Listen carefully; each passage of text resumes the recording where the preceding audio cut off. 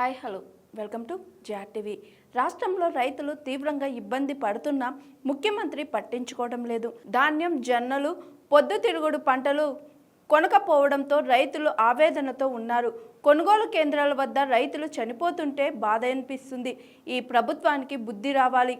రైతులకు మేలు జరగాలని సచివాలయం వద్ద ధర్నా చేస్తున్నాం. వెంటనే రైతుల ధాన్యం కొనుగోలు చేయాలి. కాంగ్రెస్ ప్రభుత్వాన్ని డిమాండ్ చేసిన టీఆర్ఎస్ చీఫ్ కల్వకుంట్ల కవిత.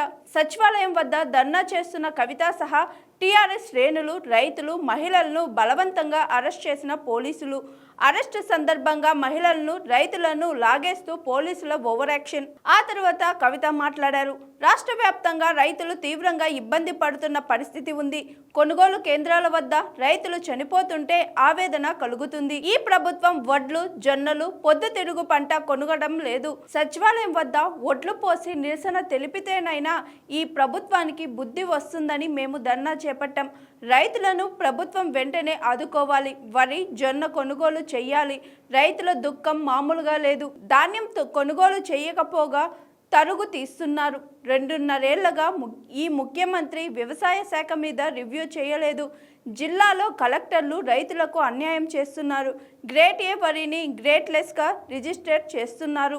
సన్న బియ్యానికి ఇచ్చే బోనస్ ఎగ్గొట్టడానికే డ్రామాలు చేస్తున్నారు. యూరియాకు కూడా ఇబ్బంది పడే పరిస్థితి ఉంది. వాళ్ళు తెచ్చిన యూరియా ఎవరికి అర్థం కావటం లేదు.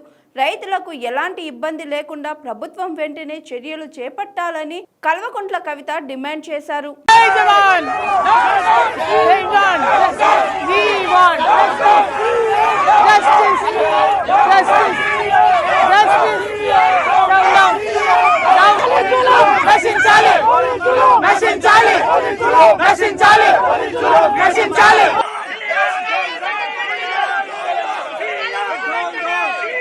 Down, down, down, down, down, down, down, down, down, down. Right lane ide.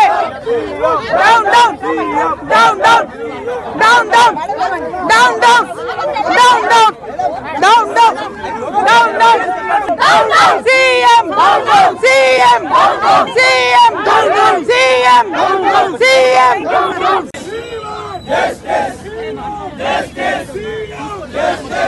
Hi, this is Swathi. Like చేయండి, షేర్ చేయండి, కమెంట్ చేయండి అండ్ సబ్స్క్రైబ్ చేయండి జిఆర్టీవీ.